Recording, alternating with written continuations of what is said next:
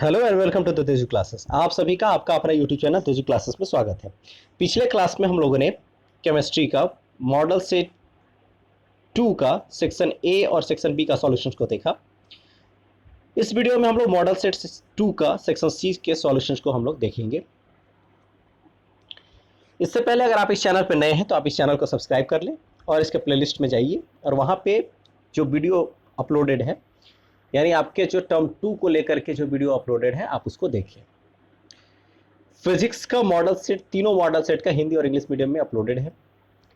केवल model set 3 जो है उसका हिंदी मीडियम में नहीं अपलोडेड है, केवल इंग्लिश मीडियम में अपलोडेड है। और मैथ्स का सेक्शन जो मॉडल सेट 3 है उसका अपलोडेड है। केमिस्ट्री का मॉडल सेट 3 अपलोडेड है, दोनों मीडियम में। आइए हम लोग मॉडल सेट 2 के सेक्शन सी के सॉल्यूशंस को देखें। ठीक है, पहला चीज आपको हम बता दें यहाँ पे कि देखिए यहाँ पे जो टाइमिंग दिया हुआ है, टाइमिंग दिया हुआ है, लेकिन जो आपका रूटीन आया है उसमें केवल 1 घंटे का समय दिया गया है। तो आपको ये जो 13 क्वेश्चन को जो करने हैं, 5 क्वेश्चन सेक्शन ए से, 5 क्वेश्चन सेक्शन बी से और 3 क्वेश्चन सेक्शन सी से, वो आपको केवल 1 घंटे में ही करने होंगे। इसलिए आप इसको प्रैक्टिस करने का प्रयास करें, अधिक से अधिक प्रैक्टिस कर सकें। अब जबकि इसमें आपको 7 क्वेश्चंस में से केवल 5 क्वेश्चंस करने हैं पहले और दूसरे सेक्शंस में, तो आप क्वेश्चंस को छांटने का भी प्रयास करें। जो क्वेश्चंस आता हो उसी क्वेश्चंस को सॉल्व करें आप। और साथ ही साथ आप ये ध्यान में रखो कि जैसे अगर 5 क्वेश्चंस करने हैं तो जो शुरू से 5 क्वेश्चंस होंगे वही क्वेश्चंस एग्जामिनर्स के द्वारा चेक किया जाएगा। अगर उसमें से कोई क्वेश्चन गलत भी हो गया और लास्ट में आप छठा क्वेश्चन सही बनाए हुए हैं तो वह छठा क्वेश्चन चेक नहीं होगा, उसका मार्क्स आपको नहीं मिलेगा। इसलिए अगर आपको पता चल जा रहा है कि देखिए क्वेश्चन गलत हो चुका है तो उस क्वेश्चन को आप कुछ नहीं करना, एक बार ऐसे काट देना है। क्लियर है ना? अगर वो बन गया है तब, अदरवाइज जो क्वेश्चंस आ रहे हैं वो 5 क्वेश्चंस ही आपको करने हैं। सेक्शन सी से केवल आपको 3 क्वेश्चंस करने हैं। आइए हम लोग देखते हैं कि सेक्शन सी को, मॉडल सेट पेपर 2 का सेक्शन सी के सॉल्यूशंस को, क्वेश्चन नंबर 15 से लेकर के क्वेश्चन नंबर 19 तक सेक्शन सी का पार्ट है। तो पहला क्या क्वेश्चन है कि आपको complete the following reaction, reactions को पूरा करना, विक्रियाओं को पूर्ण करना है। पहला क्या है, CH2 डबल बॉन्ड CH2, यानी क्या है, अल्कीन हाइड्रोजनेशन करना है। ठीक है, कि इसके प्रेजेंस में प्लेटिनम, पैलेडियम और निकल, ये 3 कैटलिस्ट है, उसके प्रेजेंस में आपको करना है। अब ये प्लेटिनम, पैलेडियम और निकल जो दिया हुआ है ये क्या है, कैटलिस्ट है, और ये क्या कर रहा है, उसको हाइड्रोजनेशन करेगा। तो हाइड्रोजनेशन में क्या होता है, ट्रिपल बॉन्ड केकरा में जाएगा, डबल बॉन्ड में, और डबल बॉन्ड केकरा में जाएगा, सिंगल बॉन्ड में। Clear? Triple changes into double and double changes into single. ठीक है,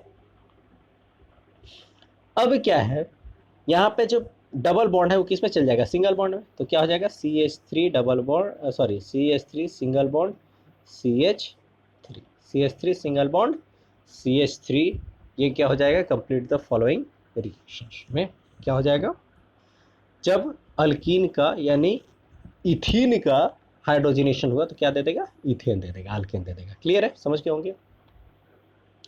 क्वेश्चन नंबर बी देखिए, CH3Br plus 2Na plus BrCH3 in the presence of dry ether, product क्या होगा, क्या देगा। ठीक है, उत्पाद क्या होगा। तो CH3Br यानी क्या हो गया, मिथाइल ब्रोमाइड को सोडियम के साथ रिएक्ट करने पर in the presence of dry ether क्या देता है। इस रिएक्शन का फेमस नाम है ना, इस रिएक्शन, ये नेमिंग रिएक्शन है, इस रिएक्शन का नाम है, आप हमें कमेंट सेक्शन में लिख करके बताएंगे कि इस रिएक्शन का क्या नाम है। इसका प्रोडक्ट क्या दे देगा, CH3 single bond CH3। Clear है। नेक्स्ट देखिए क्वेश्चन नंबर सी, देखिए ये बड़ा इंटरेस्टिंग क्वेश्चन है। सेक्शन नंबर सी कह रहा है CH2 डबल बॉन्ड CH3, यानी क्या, अल्कीन है, अल्कीन के साथ रिएक्ट कर रहा है HCl, हाइड्रोजन क्लोराइड। तो यहाँ पे क्लोरीन जब यहाँ से छूटेगा तो ये जाकर के इसके साथ भी बैठ सकता है या इसके साथ बैठेगा, यही दोनों के पास जाएगा। तो जब इसके पास जाएगा, सेकेंड वाले के पास, तो ये क्या फॉर्मेशन करेगा, CH3CHCl CH3। ठीक है, और लेकिन जब ये पहले वाले के पास जाएगा तो क्या दे देगा, CH2Cl CH2CH3 ये दे देगा। क्लियर है। तो यहाँ पे एक केमिस्ट थे जिनका नाम था मार्कोनिकोव। तो मार्कोनिकोव जी ने एक रूल लेकर के आया, एक उन्होंने नियम बताया कि नहीं, जो क्लोरीन है या फिर ब्रोमीन जो भी होगा यहाँ पे, वो वहीं जा कर के अटैच होगा, उस कार्बन के पास जाएगा जिसके पास लेस नंबर ऑफ हाइड्रोजन है, जिसके पास कम हाइड्रोजन है। अब इसमें और इसमें दोनों में कम हाइड्रोजन किसके पास है, दूसरा वाले के पास, इसलिए ये Cl किसके पास जाएगा, इसके पास जाएगा। तो इसलिए ये सही होगा कि ये सही होगा, तो ऊपर वाला सही होगा, ये नहीं होगा।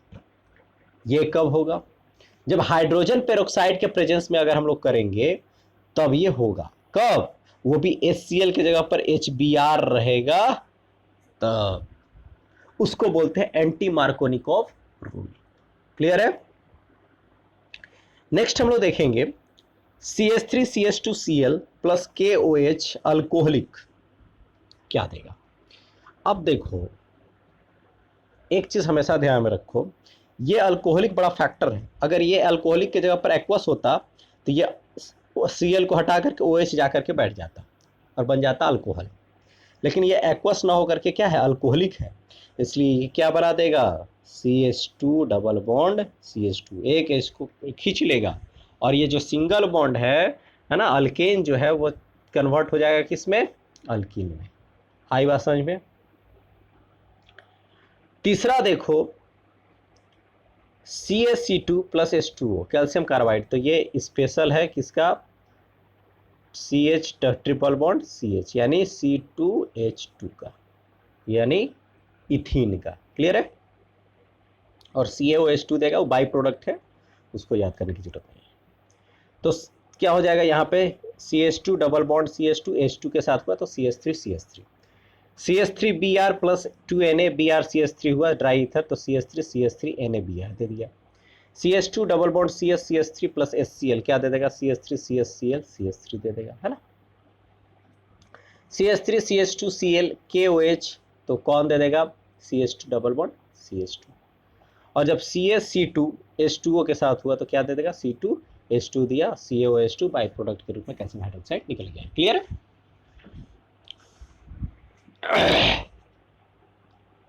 नेक्स्ट क्वेश्चन देखिए, question number 16, balance the following redox reaction by ion electron method. Ion electron विधि द्वारा निम्न अभिक्रिया को संतुलित करें। मॉडल सेट 3 हम लोग जब कर रहे थे तो उसमें हम लोगों ने देखा था कि वहां पे ऑक्सीडेशन नंबर मेथड था, ठीक है, ऑक्सीकरण संख्या विधि था। यहाँ पे आयन इलेक्ट्रॉन मेथड, ये दो मेथड आपको पढ़ना है किसमें, रेडॉक्स रिएक्शन वाले चैप्टर में। तो आइए हम लोग इसमें क्या देखते हैं। सबसे पहले हम लोग क्या करेंगे कि हम लोग बांटेंगे कि कौन सा ऑक्सीडेशन हो रहा है, किसका रिडक्शन हो रहा है। पहला चीज, पहला स्टेप ऑक्सीडेशन रिडक्शन बांटेंगे और उसके इलेक्ट्रॉन को बैलेंस करेंगे। क्लियर, ऑक्सीडेशन नंबर को बैलेंस करेंगे, ऑक्सीडेशन नंबर को बैलेंस करेंगे। क्लियर है। दूसरा, ऑक्सीजन को बैलेंस करेंगे, किसको, ऑक्सीजन को बैलेंस करेंगे। तीसरा, हाइड्रोजन को बैलेंस करेंगे। तीसरा क्या है, किसको बैलेंस करेंगे, हाइड्रोजन को बैलेंस करेंगे। और जो चौथा होगा वो किसको बैलेंस करेंगे, इलेक्ट्रॉन को। और मतलब चौथा ही स्टेप में क्या करेंगे, जोड़ देंगे। क्लियर है। ये 4 स्टेप में हम लोग देखेंगे। आप चाहते हो तो 5 स्टेप में कर दो, कोई ऐसा नहीं है कि 4 ही स्टेप होता है ना। तो सबसे पहला चीज क्या कह रहा है कि हम ऑक्सीडेशन नंबर को बैलेंस करते हैं। MnO4 है ना, तो MnO4 माइनस केकरा में जाएगा भाई, MnO2 के पास जाएगा। क्लियर। यहाँ पे कितना हो जाएगा, 4 दूनी के 8, इसका x है ना, तो x माइनस 8 बराबर -1। और यहाँ पे क्या हो जाएगा, x माइनस 4 बराबर 0, तो x बराबर क्या हो जाएगा 4, और यहाँ पे दे देगा x बराबर 7। तो ये +7 से क्या दे रहा है, +4, यानी क्या हो रहा है, ऑक्सीडेशन नंबर डिक्रीज हो रहा है बाई 3। किससे डिक्रीज हो रहा है, बाई 3 से, है ना। इसका क्या हो रहा है, रिडक्शन हो रहा है। रिडक्शन हाफ मेथड हो गया, ये रिडक्शन हाफ हो गया, है ना, यानी अपचयन अर्ध अपचयन भाग, अपचयन भाग हो गया। तो अब ये 7 से कितना डिफरेंस हो रहा है, 3, तो यहाँ क्या हो जाएगा, 3 इलेक्ट्रॉन जोड़ दोगे माइनस वाले, अब ये बैलेंस हो जाएगा ऑक्सीडेशन नंबर, 3E हो जाएगा तो बैलेंस हो जाएगा। क्लियर है। तो हमारा जब बैलेंस किए तो MnO4 माइनस 3E क्या दिया, MnO2 हुआ। अब देखो यहाँ पे 4 है ऑक्सीजन, ऑक्सीजन बैलेंस होगा, यहाँ पे ऑक्सीजन 2 है, तो कितना ऑक्सीजन चाहिए, 2 और चाहिए, तो 2 वाटर को हम लोग जोड़ दिए, 2H2O को हम लोग जोड़ देते, ऑक्सीजन नहीं जोड़ते, क्या जोड़ेंगे, वाटर, तो 2H2O को क्या कर दिए, जोड़ दिए। अब क्या बैलेंस करेंगे, हाइड्रोजन, तो यहाँ पे हाइड्रोजन कितना है, 4, तो इधर कर देंगे 4H2O, फिर वाटर ही जोड़ना है, क्लियर, तो 4H2O हम यहाँ जोड़ दिए। अब जैसे ही 4H2O यहाँ जोड़ेंगे तो यहाँ पे क्या है, क्षारीय माध्यम है, इसलिए 4OH माइनस हम लोग राइट साइड में जोड़ देंगे, जिधर H2O जोड़े हैं उसके अपोजिट साइड में उतना ही OH माइनस जोड़ देंगे, कब, जब क्षारीय होगा तब, अगर अम्लीय होता तो क्या जोड़ते, H प्लस जोड़ते, क्लियर है। ये पहले वाले का हो गया, ये रिडक्शन हाफ का ये पार्ट करना है। ऑक्सीडेशन हाफ को क्या करना है, ऑक्सीडेशन हाफ में देखो I माइनस है, ये किस में जा रहा है, I2 में जा रहा है ना। अब ये देखो कितना एटम है I का, 2, तो यहाँ पे क्या होगा, 2 से मल्टीप्लाई हो जाएगा। अब जैसे ही 2 से मल्टीप्लाई हुआ तो यहाँ पे कितना हो जाएगा, -2 है ना ऑक्सीडेशन, यहाँ पे ऑक्सीडेशन 0, तो ये बढ़ गया, ये क्या है, ऑक्सीडेशन हाफ, ऑक्सीडेशन हाफ है ना, यानी ऑक्सीकरण, अर्ध ऑक्सीकरण भाग, तो कितना भागा भाई, I2 कितना चाहिए तुमको, 2E चाहिए। अब यहाँ ऑक्सीजन हाइड्रोजन है नहीं, अब क्या करोगे, ऊपर वाले में 3E आया था और यहाँ नीचे 2E है, तो इसको 3 से गुना करोगे और इसको 2 से, तभी ना इलेक्ट्रॉन बैलेंस होगा, क्लियर है, और जोड़ दोगे, यही है कहानी। आइए देखते हैं हम लोग, प्रथम चरण में जो बताया MnO4 2 हो गया, आई वाला ऑक्सीडेशन वाला पार्ट हो गया। ऑक्सीजन को बैलेंस किए हम लोग, 2H2O इधर जोड़ दिए, बाकी सेकेंड वाले भाग को ऐसे ही लेके चलेंगे। फिर क्या किए, हाइड्रोजन को बैलेंस किए, तो यहाँ पे 2H2O था तो 2 दूनी के 4, तो 4H2O यहाँ जोड़े और 4OH माइनस इधर जोड़ दिए, क्लियर है।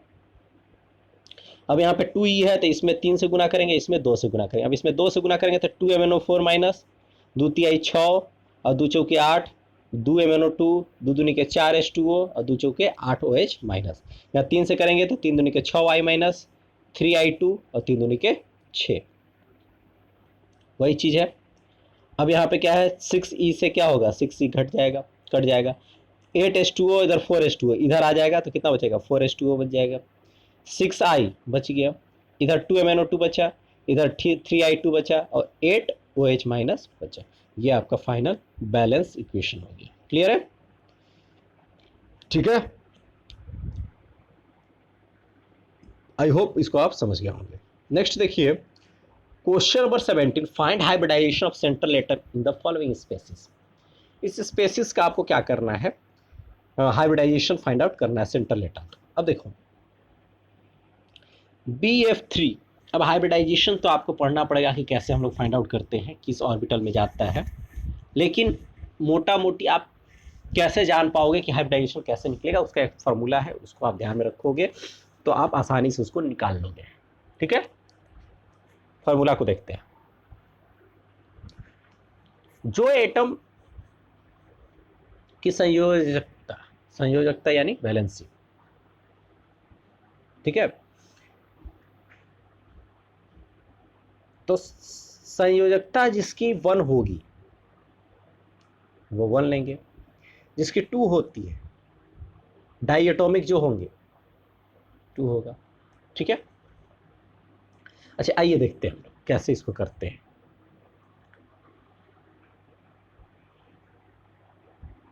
यहां क्या है, BF3, तो सबसे पहला चीज कि ये BF3 में B का एटॉमिक नंबर कितना होता है, इसका एटॉमिक नंबर कितना होता है बताइए, 5, बोरोन का 5, यानी संयोजी इलेक्ट्रॉन कितना हो गया, 3, संयोजी इलेक्ट्रॉन 3, ठीक है। अब आइए B के साथ कितना इलेक्ट्रॉन वाला जुड़ा हुआ है, 3, तो इसको 3 को जोड़ दीजिए, प्लस 1/2 बी का वैलेंस इलेक्ट्रॉन, संयोजी इलेक्ट्रॉन कितनी होती है, तो 3 होती है, माइनस एफ का कितना होता है, -1 होता है ना, एफ का वैलेंसी 1 होता है, तो एफ का 1 हो गया, तो 3 × 1 कितना हो जाएगा, 3। एफ का वैलेंसी कितना हो गया, 1 हो गया, तो 3 × यहाँ 3 को है ना, तो 3 × 1 कितना हो जाएगा, 3।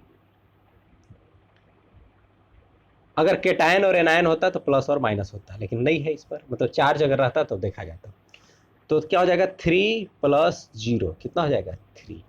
तो 3 हुआ तो क्या, एस का 1 हो गया, पी और 2, तो 2 और 1 3, तो क्या हो जाएगा इसका, sp2, क्या हो जाएगा, sp2। क्लियर है। नेक्स्ट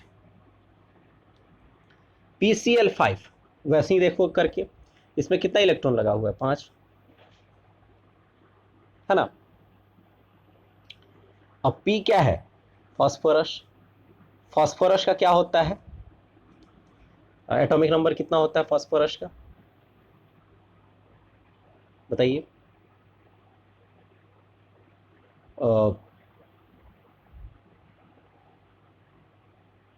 अच्छा ये आप करो, PCl5 को आप करो, है ना, PCl5 को आप करो।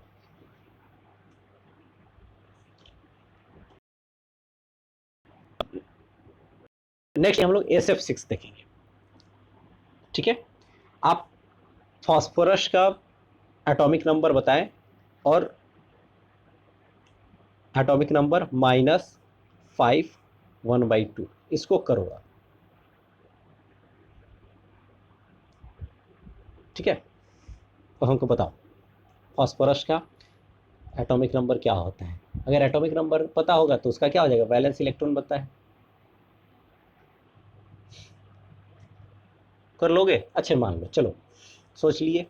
अब हम बताते हैं, पी का क्या हो जाएगा, 5, फास्फोरस का कितना हो जाएगा, 5, 15 होता है ना, ठीक है।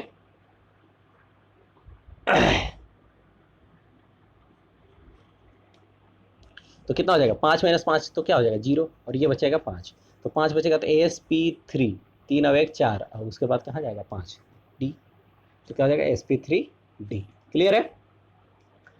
अब देखो सल्फर, तो सल्फर क्या क्या है, 6, यहाँ पे कितना इलेक्ट्रॉन के साथ, 6 के साथ लगा हुआ है, ये जो लगा हुआ है तो 6 के साथ, प्लस 1/2, अब सल्फर का कितना हो जाएगा, बैलेंस इलेक्ट्रॉन 6, माइनस फ्लोरीन का कितना होता है, 1 होता है, तो 1 - 1 × 6 कितना हो जाएगा, 6, तो 6 - 6 कितना हो गया, 0, तो कितना हो गया, 6, तो एस 1 हो गया, पी 3, 3 और 1 4, और 1 5, और 6, sp3d2। क्लियर है, निकाल लोगे। नेक्स्ट क्या है, SO4 2-, सल्फर का कितना हो गया, 6 हो गया ना, सल्फर का 6 1/2। अब यहाँ पे सॉरी, एक मिनट, यहाँ पे कितना है, 4, ऑक्सीजन किसके साथ कितना लगा हुआ है, 4 लगा हुआ है, तो 4 हो गया, प्लस सल्फर का कितना है, 1/2, सल्फर का कितना है, 6, है ना, माइनस यहाँ कितना हो जाएगा, 4 4 दूनी के 8, ठीक है, 4 दूनी के 8, उसके बाद ये ऑक्सीजन का कितना होता है,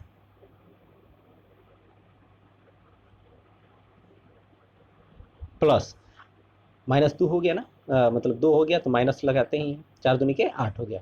अब यहाँ पे क्या है, एनायन, एनायन क्या हो जाएगा, प्लस में, एनायन प्लस में, केटायन माइनस में, तो कितना हो जाएगा, 6 2 8, 8 - 8 कितना हो गया, 0, 4 + 0 तो कितना आ गया, 4, तो 4 किसका होगा, sp3 का। क्लियर है, अब आसानी से निकाल लोगे इसको।